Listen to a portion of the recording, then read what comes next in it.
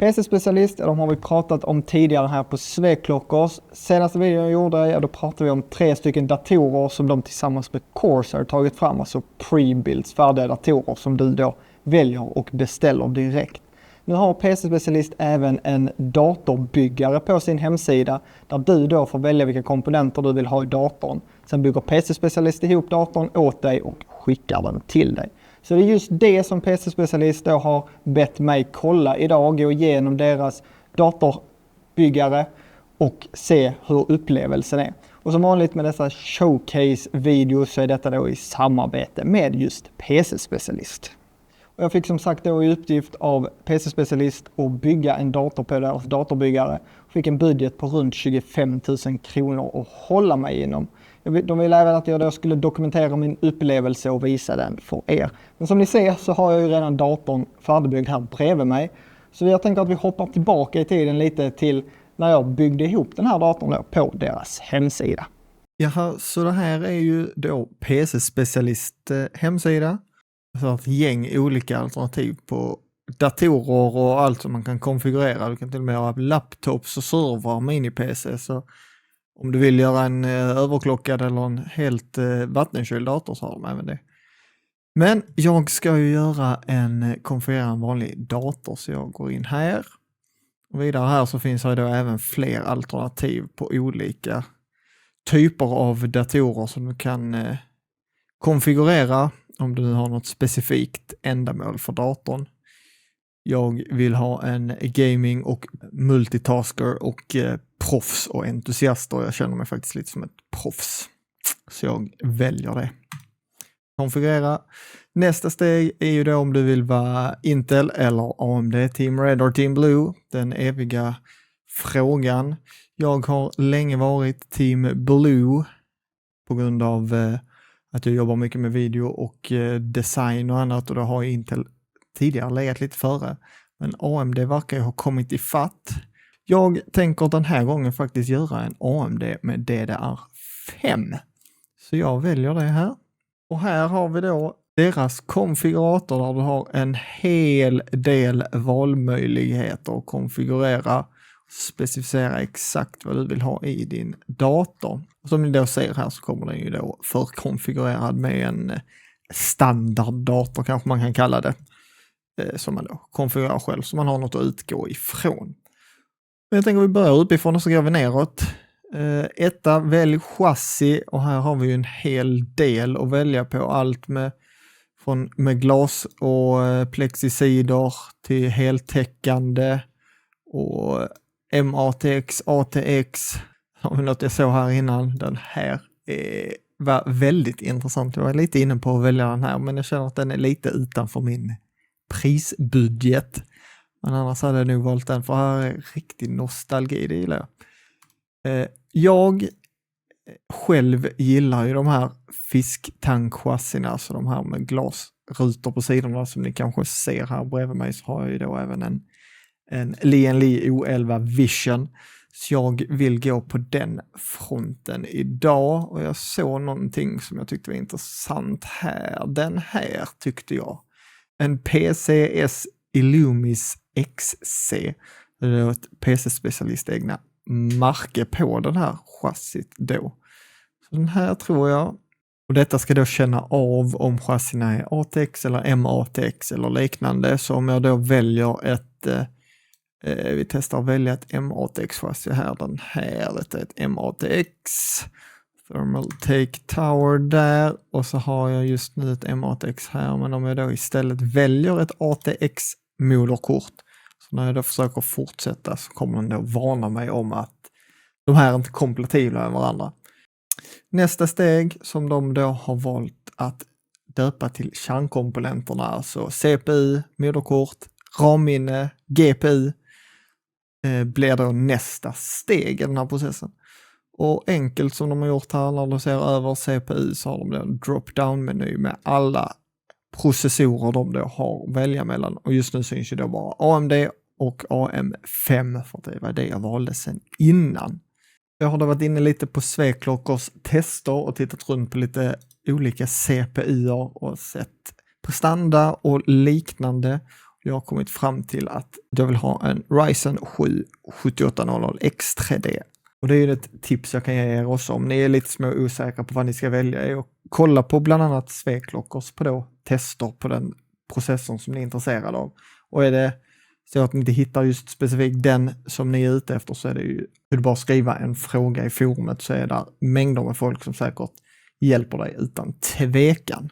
Ja, då har jag valt en CPU, så då går vi vidare till moderkort. Och återigen, vi har dem uppdelade i olika kategorier. Jag har tänkt jag ska gå med en Asus Prime B850 Plus Wi-Fi. Dels för att det är en AM5. Det ska ju bara visas här. Men jag har även Wi-Fi och Ethernet-port. Jag har lite flexibel valmöjligheter på var jag vill ha den. Som ni ser så syns ju inte alltid all information. Då har de basic att det är där 5 AM5. Men vill du veta mer så är det bara att gå till frågetecknet här på högersidan. Så kommer det komma ut mängder med information och du kommer även kunna se IO-plåten och se alla uttag och liknande som finns på moderkortet. Och vill du då även titta på de andra så är det bara att scrolla här, så dyker resten av moderkorten som är i listan upp. Så du lätt kan välja mellan dem. Sen när du då är nöjd så är det ju bara att lägga till på din beställning. Nu när vi har valt moderkort, ja då är det ju RAM-minnen och grafikkort som är kvar på listan. Så går vi vidare ner i RAM-minnen här, så tänker jag mig att vi ska ha 32 GB. Så detta blir ett 32 GB PCS som är då PC Specialist egna Pro DDR5 med 5600 MHz och CL46. När det kommer till grafikkort så gillar jag Nvidias kort för tillfället, så jag kommer faktiskt välja ett Nvidia-kort. Jag vill gärna ha rätt mycket minne på den här också, så vi kör på ett 16 GB Nvidia GeForce RTX 5060 Ti. Tror jag passar bra in i vår 25 000 kronors budget också. Och när jag då väljer den här så finns här ju då fler alternativ på marken, eller versioner kan man kan kalla det, av just det här grafikkortet. Som ni då ser här så finns här ju då ett Palit GeForce RTX 5060 Ti Infinite 3. Här finns ett Infinite 3 OC och sen är här ju då även ett Asus Dual om man vill välja det. Jag tänker att jag går på det översta som ligger förvalt här redan. Och det var då kärnkomponenterna. Och nästa är det hårddiskar och lagring eller minneskortsläsare och liknande. För han var rätt många olika alternativ att välja på. Överst har vi M2 SSD-er och här kan man ju bland annat, om man då har en dator sedan tidigare, kan man ju spara in lite här med att använda sin disk som man haft sedan innan om man känner för det. Men är det ens första dator så rekommenderar ju även PC-specialist att man väljer en minst 1 terabytes disk så man har lite spelrum och installera spel eller annat med. Jag kommer välja en 1 terabytes disk här. Och detta är då även PC-specialist-märke på denna, en M2 med en läshastighet på 3500 MB och en skrivhastighet på 3200 MB i sekunden. Och ja, som ni ser här längre ner så finns här även möjlighet att lägga till fler M2-diskar om man vill det. Du kan lägga till vanliga SSD-diskar. Om du ska ha dem i någon specifik RAID kan du lägga till det här. Vill du ha en DVD eller Blu-ray-läsare så går det även att lägga till. Men då gäller det även att ditt chassi har plats för just en sån. Näst är det ström och kylning som gäller. Och här märkte jag när jag klickade runt en del att här är en förvald 650 watts. Men väljer man en större så kommer även PC-specialist här att påminna dig om att du nu har valt en väldigt stor PSU och att deras beräkningar så räcker det vanligtvis med 650 watt. Vilket kan vara trevligt så man inte råkar lägga för mycket pengar på en PSU när man egentligen inte behöver det. Om det inte är så att du framtidsplanerar och vill ha det. Men de varnar i alla fall ifall. Vi går tillbaka till en Corsair 650 watts CX Series. Här kan du även styla ditt bygge lite om du vill det med olika typer av tvinnade kablar. Du kan även lägga till om du vill ha ARGB-sladdar. Så kan det vara rätt fancy att ha om man gillar RGB. Processorkylare finns här gott om valmöjligheter, allt från luft till AIO. Så här är ett stort utbud av både Corsair, vi har Arctic Liquid Freezers och vi har även PC-specialist egna. Och jag är lite av en RGB-nörd som ni kanske även kan se här vid sidan. Det är en del RGB i mitt chassi, så jag tänker gå efter den här 360 och RGB-kylaren från Arctic Liquid Freezer 3 Pro. Jag kan även lägga till LED-slingor i chassit om du vill pimpa det lite extra. Jag håller mig utan den här gången. Och vill du lägga till extra fläktar i chassit om de inte kommer med sen tidigare, så har du även möjlighet att lägga till det, och du har även hur många du vill ha. Jag vet inte vad man ska med 21 extra fläktar till, men man kan lägga till det om man vill. Och även en fläktcontroller om så skulle önskas. De hade en kategori för streamers, så här kommer ju vara många produkter som är lite mer riktade mot streaming och streamingdatorer som man då kan lägga till. Vill du ha fler eller snabbare internetanslutning så kan du ju även lägga till nätverkskort. Det är även möjlighet för att lägga till nätverkskort för wifi om moderkortet inte kommer med det sen innan. Här är ett stort utbud av produkter som du kan lägga till extra om du vill. Det är capture cards, interna och externa. Firewire, det var länge sedan jag använde det, men det går att lägga till om man vill ha det. Sen har du även möjlighet att välja lite olika operativsystem. Standard kommer ju med ett Home 64. Du kan lägga till ett professionell 64 om du vill det. Du kan lägga till och ändra om du vill ha Office 365 och liknande. De har även möjlighet att skicka det med skärmar och stativ och kablar och möss och kontroll och rattar och headset och möss. Ja, ni ser gott om produkter du kan lägga till extra om du skulle behöva det. Även lite merch om man vill ha en liten keps eller en mössa.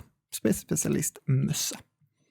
Och när man då har valt alla sina produkter som man är nöjd med, så är det ju då bara att klicka fortsätt. Vidare efter det så får du då en liten sammanfattning av allt du har lagt in i din kundkorg, pris och liknande. Här har du också även möjlighet att återgå om du inser att jag har valt fel, så kan du gå tillbaka och ändra. Och vill du dela den med någon kompis eller till och med så att du känner att jag inte är helt säker på om jag har valt bra grejer. Jag tänker att jag ska fråga Sveklockers forum, för det är ett bra tips. Då kan du även trycka på dela här, så får du en hel lista med alla komponenter som du har valt. Och även en snabb länk till just ditt bygge, så kan du bara kopiera den och lägga i forumet och fråga vad tycker ni om det här bygget. Kommer du säkert få hjälp och tips och tricks på vad du ska välja.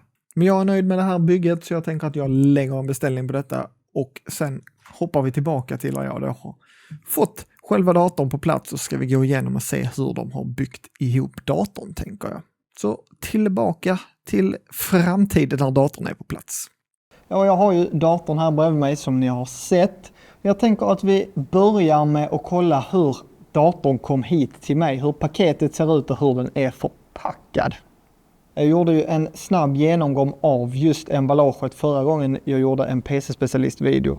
Och då hade jag en rejält manglad kartong som fraktbolaget verkligen inte hade tagit hand om. Men datorn var ju då fortfarande hel och fungerande. Den här gången då är lådan i bättre skick, men den har fortfarande tydliga märken från frakt.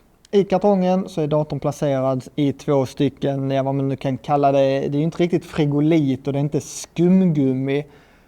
Men den har säkert något trevligt namn inom emballagebranschen, men det är ett namn som jag själv känner till. Det är i alla fall det här lite gråa mörka materialet som är stabilt samtidigt som det då flexar en del, så att de nog kan ta en del stötar under frakten. Ja, den här skumgummin eller det här emballaget, den ser också till så att det är lite luft mellan kartongen och datorn. Så om någonting skulle ta sig igenom då kartongen eller stöta till den hårt, så är det ju fortfarande ett litet luftrum mellan datorn och själva kartongen då. Och sen så är ju datorn då även inlindad i en påse, så ifall någonting skulle ta sig in i kartongen och rulla under tillsammans med datorn, ja då repas ju inte glaset eller chassit. Och tar vi då en titt inne i datorn, så har PC-specialist använt sig av det här expanderande skummet som jag tror nästan alla företag nu för tiden som skickar datorer använder sig av. De har även lagt till några extra sådana här lite skumbitar för att fylla ut tomrummet i chassit. Och i själva kartongen så är det förutom datorn finns här även en låda med diverse tillbehör som tillverkare av de olika produkterna som klistermärke, extra kablar och instruktionsböcker. Och PC-specialister de skickar ju datorn fullt ihopsatt. Så efter att man då har plockat ut det här packmaterialet som lappen på framsidan tydligt påpekar så ska det bara vara att starta datorn. Och tar vi en titt i själva datorn så tycker jag den klart får godkänt i byggmässigt. Speciellt om vi kollar på kablar och RO-slangarna och hur de är dragna här i huvudkammaren. Det ser snyggt och prydligt ut. Det ser ut som de har tagit den kortaste vägen ut ur chassit. Och det känns inte som de har gått några onödiga rutter och inget som hänger framför någon fläkt eller liknande i onödan. Tar en titt på baksidan så även här är det snyggt draget med många buntband så det är tydligt hur sladdarna går. Så det hänger inte och dinglar överallt utan de har tydliga rutter som sladdarna följer. Och även ner bakom PSU:n så är det snyggt ihopbuntat. Så jag har definitivt ingenting att klaga på när det kommer till hur datorn är byggd visuellt i alla fall. Och det tycker jag själv är speciellt viktigt i alla fall nu när man har en glaspanel på framsidan och man gärna vill se produkterna. Då vill man gärna att det ser snyggt och prydligt ut. Så det var då en liten snabb genomgång av PC-specialist datorbyggare. Är det något som du hade kunnat tänka dig använda eller känner du att du gärna själv bygger ihop datorn? Får jättegärna kommentera det vad du tycker och tänker. Ta gärna en titt och se om det är någonting som du hade velat lägga till eller ta bort på deras datorbyggare och kommentera det. De uppskattar säkert feedbacken från dig. Och för ett litet tag sedan här på Sveklockor så gjordes det även en undersökning om vad ni tycker och tänker om forumet, hur det är idag och hur ni vill att det ska bli framåt. Jag skulle jättegärna uppskatta om ni lämnar lite kommentarer om vad ni tycker om de här videorna. Och om det är någonting ni tycker jag ska förbättra eller någonting ni tycker är totalt kass. Tyvärr så kan jag inte ändra min dialekt. Jag är en stolt skåning så skånska kommer jag alltid prata. Men hela någonting konstruktivt som ni annars vill att jag går djupare i eller något liknande så får ni jättegärna kommentera det. I övrigt får ni ha en fortsatt trevlig dag så ses vi i nästa video.